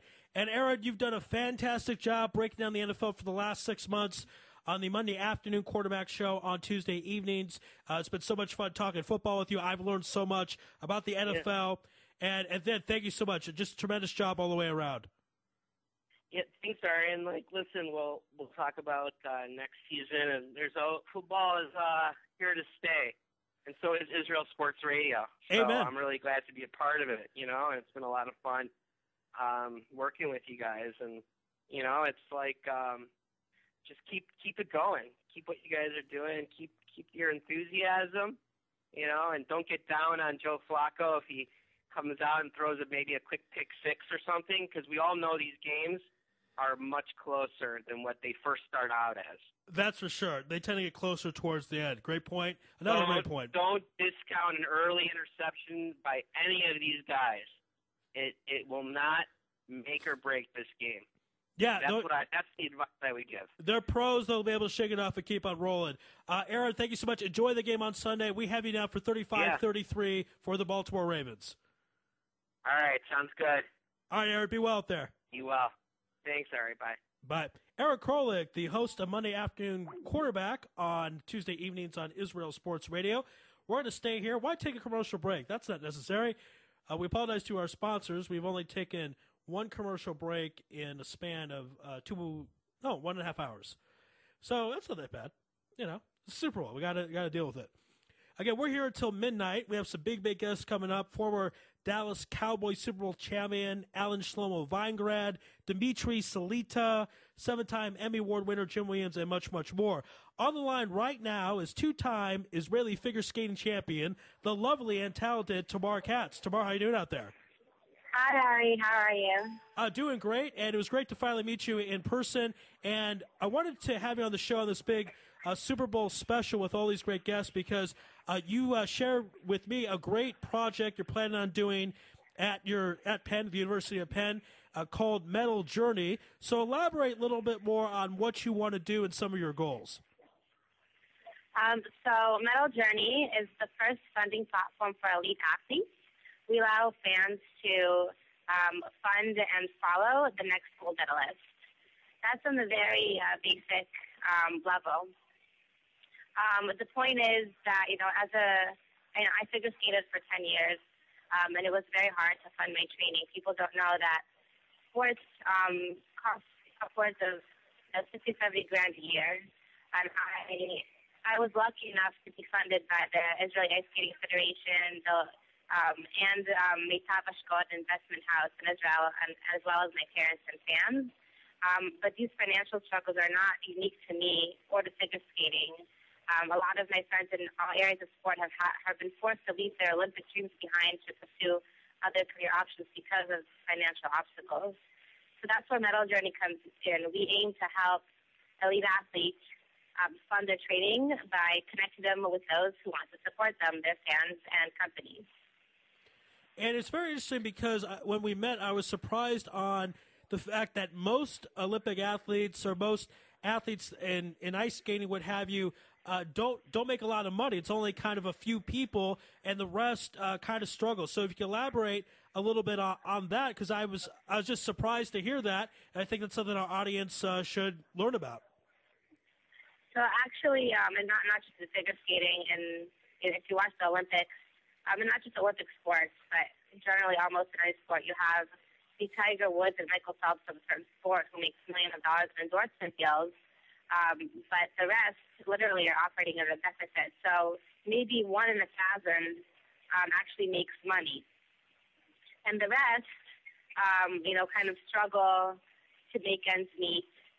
Oftentimes having to take on other jobs, and that's not fair because you have someone who's able to get the best resources, the best coaches, and somebody who's like waiter, being a waiter at night, or coaching on the side and trying to train at subpar conditions. And yeah, it is like that, unfortunately. I want to help. I want to help solve that problem. That's my goal with Metal Journey.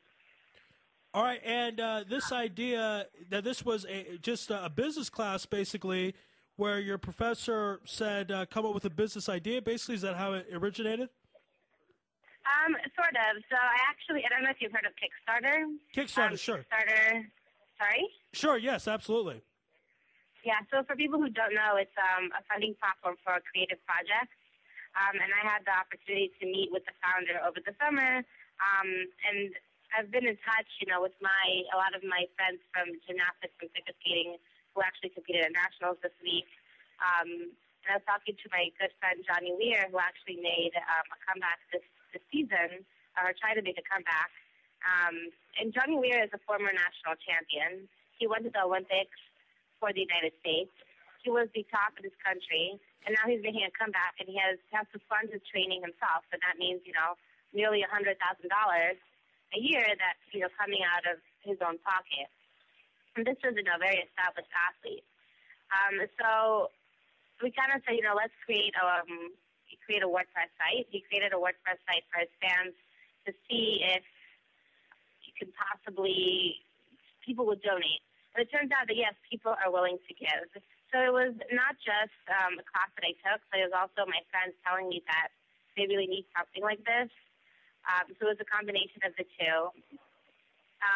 And I just want to emphasize the fact that, what fans get from this. So I think I've made the point clear as to what athletes get. They get funding, they get fans, they get buzz, they get marketing. But fans also get something in return. And that could be anywhere from, if you want to sign an autograph for $10, or maybe some memorabilia or cool experiences, you could come watch the tennis open, get some tips from an upcoming tennis star in your own game. So things like that, and really follow the journey that an athlete takes on his path to the podium and representing his country internationally.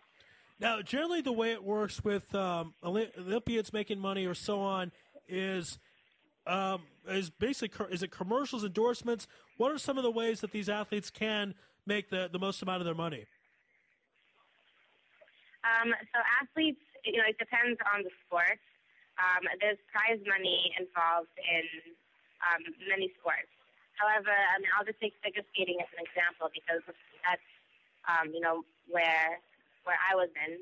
You have the top three at a competition making maybe 20 grand, and maybe they win 2 or 3 competitions. But if you get fourth at one competition, you're making nothing. So there's a lot of high reward for skaters who win events. Obviously, there's only one winner, maybe 2, bronze and silver and bronze. Another way to make money is through endorsement deals, and how many athletes actually get endorsement deals.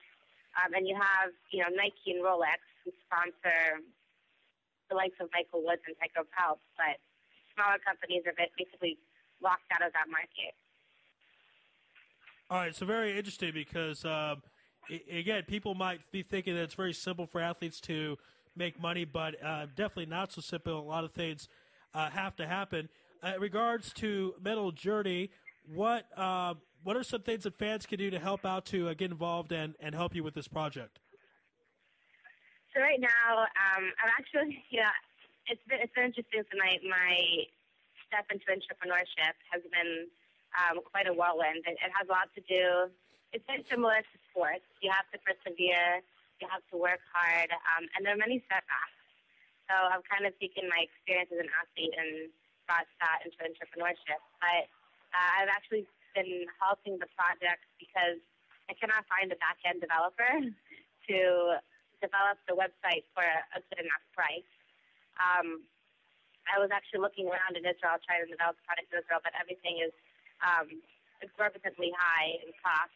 So if anybody out there is a developer who loves sports and wants to be part of, this journey, they should contact me.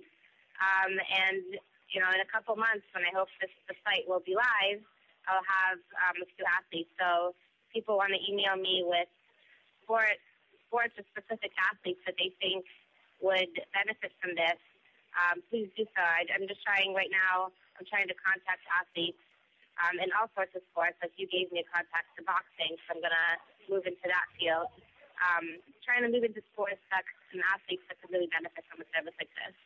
So what the fans could do for me is just email me with athletes that they think could benefit from this and the contact information and the coaches in specific fields. And if anybody's a developer out there, they should contact me as well.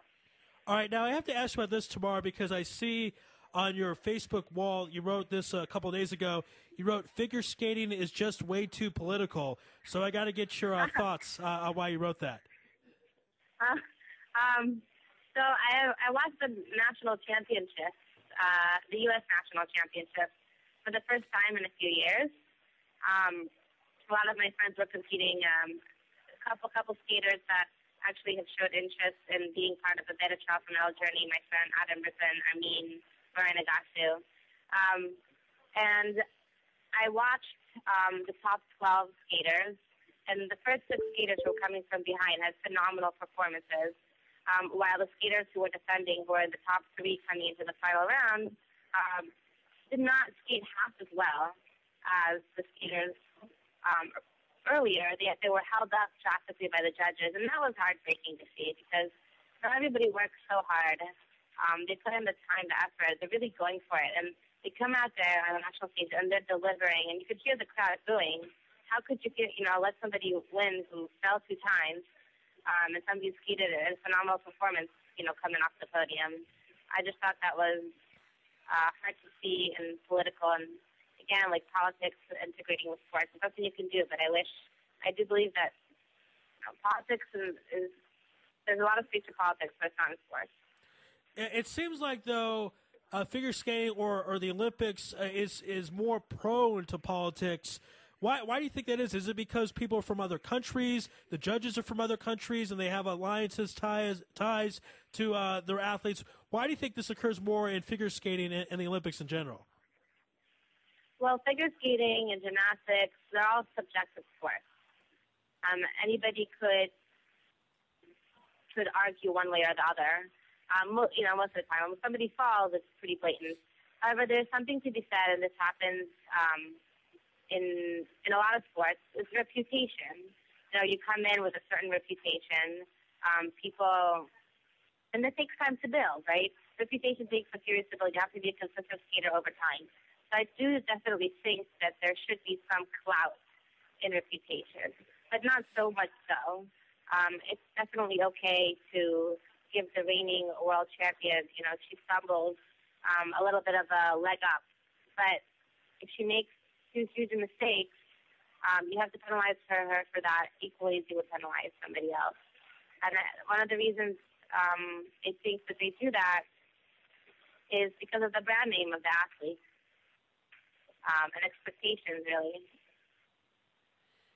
It's also interesting. I recall a few months ago we had you on the program. You were talking about the issue of basically advertising in the games itself, because the IOC will have their particular sponsors. The athletes might have theirs. Did you get any type of resolution or an idea of how to deal with that issue in the Olympics? Oh, you're talking about Rule 40 in the Olympics, right? Yes, Rule 40, yes. Yeah, so I actually wrote that paper. My suggestion, actually, I wish this would be implemented. Basically what I said is the Olympics are a huge business. They make, the IOC makes, billions of dollars in per Olympic Games, right? And Olympic Games actually for 2 years because you have winter and summer. And the huge part of the Olympic Games are the athletes themselves. You can't have the Olympics without athletes, right? Right, yeah. Be pretty boring without them. So, right. I mean, they're the performers. They're the main attraction. People come to watch the athletes. So I really think that they deserve a percentage of the profit that goes into the Olympics. It's such a huge business. A company is paying $750,000 for a 30-second time slot in the Olympics. So I did some ran some numbers and calculated that if 10% of the revenues for the Olympics went to each athlete and you divide it by the number of athletes actually go to the Olympics, an athlete could earn, I think it was between 40 and 50 grand, which is like a salary. So that's just 10%.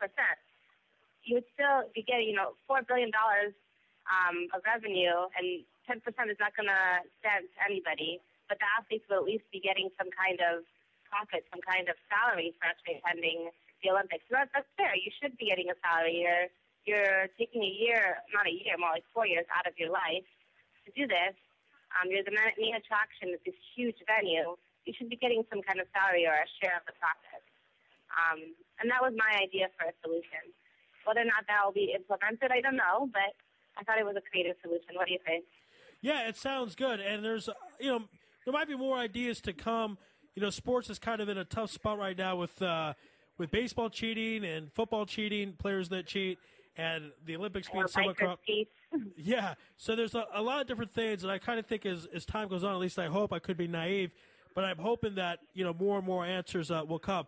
Now, of course, since we had you on the show last, we met in person, and also you were in Israel. So talk a bit about that trip, some of the things that you were doing here, and some of the things that you liked about being back here in Israel.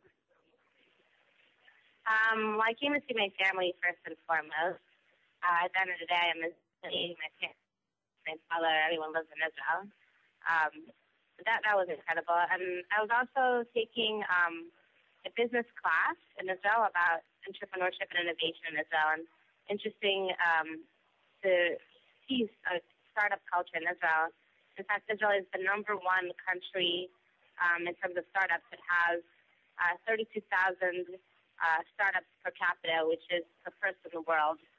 And that culture and innovation is really incredible. And just to get a taste of it and a piece of it and learn about it was exhilarating. It's very interesting. Yeah, there's the book that we talked about, Startup Nation, which talks about how there's more business per capita in Israel than any other place. The book has different theories. What's your, as someone that grew up in Israel, what's your personal belief, personal reason of why there are more business per ratio in Israel than any other place in the world? Actually, we talked about that in the class. So we're trying to figure that one out. So we concluded that the Army has a lot to do with it. At 18 in Israel, you're taken into the Army, and you're expected to defend yourself and your country. Your life is at stake. You have to make quick decisions, be smart and agile in your thinking, and that translates to being an entrepreneur, because entrepreneurs have to take initiative, be quick and agile in their thinking. But aside from that, we just talked about Israeli culture in Israel. You know what chutzpah is, right? Sure. Guts. Sorry? You could say it's guts. That's one way to interpret it. Yeah. There's a lot of chutzpah in Israel. I think there's an abundance, if not too much of it. And the chutzpah is definitely needed for an entrepreneur. You got to have the chutzpah to say that you believe in something, and chutzpah to go after it, and chutzpah to tell someone that he's doing it wrong and you're doing it better. Another factor is people are not afraid to fail in Israel. So if you look in Asia, failure is maybe the number one worst thing. It's huge. It's shame if you fail. It's very shameful. But in Israel, failure is just seen as a learning step. If you fail, okay, you get up and you try it again. And that's something that's very unique to Israel. People don't fail so easily anywhere else in the world. So those three factors, the chutzpah, the military, and no fear to failure, are three factors that I think really contribute to the Startup Nation. Well said. We're speaking with two-time Israeli figure skating champion Tamar Katz. Tamar, the Super Bowl is Sunday. Do you have a prediction of who's going to win on the big game? Enlighten me on what's going on with the Super Bowl right now. It's the Ravens and the 49ers. The 49ers are from San Francisco, and the Ravens are from Baltimore. So if you want to go to the team that's closer to New York, then you can pick the Ravens, I guess. Well, yeah, but I actually like San Francisco a little bit better than Baltimore, so I'm going to have to go with that one. All right, good stuff. So Tamar has the 49ers winning. Okay. And do you want to give us a score? Sorry? Do you what score do you think it will be? Like pick the numbers that the amount of points that the 49ers will score. It's a hard one for me. I haven't been following football this season. So it's a little bit tough. You might have to help me out here. Why don't you say 27? Can I say I want it to be a close game, so okay, to be exciting. Are you going to watch the game with some friends on Sunday?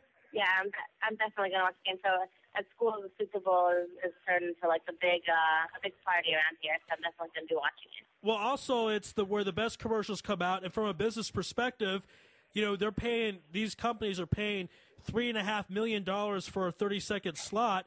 So there's a lot of business, a lot of transactions going on Sunday, no doubt about it. No doubt. I'm actually Journey at the start is not going to focus on football, mostly because there's so many rules to what kind of funding football players can and cannot accept. So I'm not going into that market yet. I'm thinking about different ways to go about that. But yes, it's also a very big market. But there are also people are not aware that there may be 50 sports, individual and otherwise, Olympic and otherwise, that are just as big. All right, so there you go. So a lot of interesting stuff. It's interesting to hear the Super Bowl from a business perspective, for a business major at Penn, which is the school that Donald Trump went to, correct? Yeah, Donald Trump and his daughter Ivanka Trump also went here, yes. All right, good stuff. Tamar, thank you for being on, and it was great meeting you in person. And you're coming back to Israel in May, is that the plan? That's the plan, yeah. And next time I want to come to the studio. Excellent. So we'd love to have you here in Jerusalem. That'll be a lot of fun. Enjoy the game on Sunday. I know you'll be enjoying the commercials, and hopefully someone could, I wish I was there so I could explain some of the football to you, but I'm sure everyone has a good time in the Super Bowl. So enjoy it, and we'll be in touch. Thank you so much. Always a pleasure to be on your show and to talk to you. All right. Thank you so much, Tamar. Be well out there. Thank you, Ari. Have a good one. Bye. Bye. All right, Tamar Katz, two-time Israeli figure skating champion. and she's come up with this great idea called Medal Journey, which is basically a Kickstarter for Olympic athletes who are trying to achieve their dreams. And again, it was very fascinating and revealing when I spoke with Tamar in person about how tough it is for the Olympic athlete. I think people just see the Olympic athlete performing, and they see all the glory, and they think, oh, that's it. This is a pretty simple lifestyle. But it's very difficult. Most of them do not make a lot of money. Most of them, barely will break even sometimes. So it's only the top of the few that actually make funds, if you will. So Medal Journey would help them get the money to train and get them to get the proper equipment, coaches, training partners, all that good stuff. So it's a great idea. All this world, all the success in the world to Tamar. Here's what we're going to do right now. We're actually going to take a commercial break, believe it or not. It's our second commercial break in 2 hours. We'll make an announcement, and we'll talk about our next guest. It's going to be Jerry Coleman. We'll be coming on in a few minutes from the Fan in Baltimore. You don't want to miss that. We will talk to Jerry about the whole Ray Lewis situation and, of course, Super Bowl 47. This is Lewis Live on IsraelSportsRadio.com. You're tuned in to the only all-sports talk network in the Middle East, IsraelSportsRadio.com. Hey folks, Kagan here. As you know, I'm always staying on top of the fitness world, keeping up with current trends. One form of exercise that's been around for ages and is currently being rediscovered is suspension bodyweight training. So if you're looking for a way to get in shape, improve your health, and train your body to move in new ways, then the X1 by Israel Gym Systems is for you. Find out more on our website at www.israelgym.com or look for our page on Facebook, Israel Gym Systems X1. Israel Gym X1, Higia Hazman. You're already using a credit card every day. Why not feel good every time you make a purchase? When using the HAS Advantage Support Israel Visa card, a percentage of each purchase you make will be donated to your choice of 24 Israeli-based charities, while still earning a reward point for every dollar spent. But wait, these rewards are even better than the standard rewards you get, especially when using them towards Israel travel, with the best conversion rate on El Al's Matmeed Frequent Flyer program. Earn double points at some of your favorite supermarkets and restaurants in the U.S., as well as discounts all over Israel. If you love traveling and supporting Israel, HAS Advantage is the card for you. Just give us a call toll-free at 1-866-6-ISRAEL. Sign up right now with the code ISR10 to earn 2,500 bonus points. That's 1-866-647-7235. HAS Advantage. Earn rewards. Support Israel. Offer valid for U.S. citizens only. Terms and conditions do apply. When dialing from within Israel, please dial 1-800-200-818.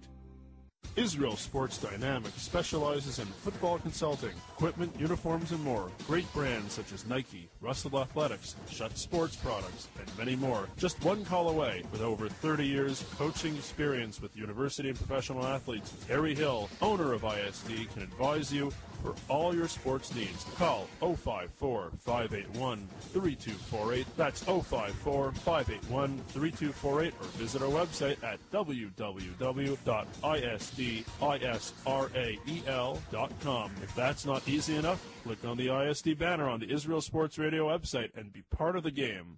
Are you tired of paying for expensive gym memberships that you don't use? Are you frustrated by not seeing results? It's time for the X1.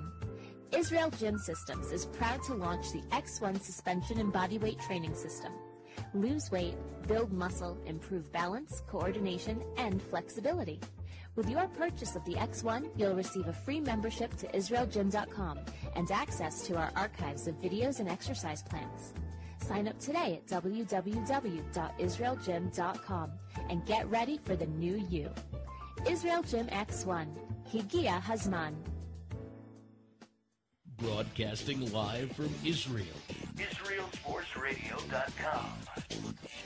Back here on Lewis Live on Israel Sports Radio. Thank you for joining us. We're here until midnight. We have some great guests coming up. Dimitri Salita will be on later to talk about his big fight with Hector Camacho Jr. at the Barclays Center in Brooklyn. Jonathan Butler, who wrote a great piece on that will be featured in ESPN. His fighter, Rigondo, will be in a huge fight. More details on that at 11:30 p.m., 7-time Emmy Award winner Jim Williams, and right after this commercial break from the fan in Baltimore, Jerry Coleman. This is Lewis Live on IsraelSportsRadio.com. You're tuned in to the only all-sports talk network in the Middle East, IsraelSportsRadio.com. Hey folks, Kagan here. As you know, I'm always staying on top of the fitness world, keeping up with current trends. One form of exercise that's been around for ages and is currently being rediscovered is suspension bodyweight training. So if you're looking for a way to get in shape, improve your health, and train your body to move in new ways, then the X1 by Israel Gym Systems is for you. Find out more on our website at www.israelgym.com or look for our page on Facebook, Israel Gym Systems X1. Israel Gym X1. Higia Hazman. You're already using a credit card every day. Why not feel good every time you make a purchase? When using the HAS Advantage Support Israel Visa card, a percentage of each purchase you make will be donated to your choice of 24 Israeli-based charities, while still earning a reward point for every dollar spent. But wait, these rewards are even better than the standard rewards you get, especially when using them towards Israel travel, with the best conversion rate on El Al's Matmeed Frequent Flyer program. Earn double points at some of your favorite supermarkets and restaurants in the U.S., as well as discounts all over Israel. If you love traveling and supporting Israel, HAS Advantage is the card for you. Just give us a call toll-free at 1-866-6-ISRAEL. Sign up right now with the code ISR10 to earn 2,500 bonus points. That's 1-866-647-7235. HAS Advantage. Earn rewards. Support Israel. Offer valid for U.S. citizens only. Terms and conditions do apply. When dialing from within Israel, please dial 1-800-200-818. Israel Sports Dynamics specializes in football consulting, equipment, uniforms, and more. Great brands such as Nike, Russell Athletics, Sheppard Sports Products, and many more. Just one call away. With over 30 years coaching experience with university and professional athletes, Harry Hill, owner of ISD, can advise you for all your sports needs. Call 054-581-3248. That's 054-581-3248, or visit our website at www.isdisrael.com. If that's not easy enough, click on the ISD banner on the Israel Sports Radio website and be part of the game. Are you tired of paying for expensive gym memberships that you don't use? Are you frustrated by not seeing results? It's time for the X1. Israel Gym Systems is proud to launch the X1 suspension and bodyweight training system. Lose weight, build muscle, improve balance, coordination, and flexibility. With your purchase of the X1, you'll receive a free membership to IsraelGym.com and access to our archives of videos and exercise plans. Sign up today at www.IsraelGym.com and get ready for the new you. Israel Gym X1. Higia Hazman.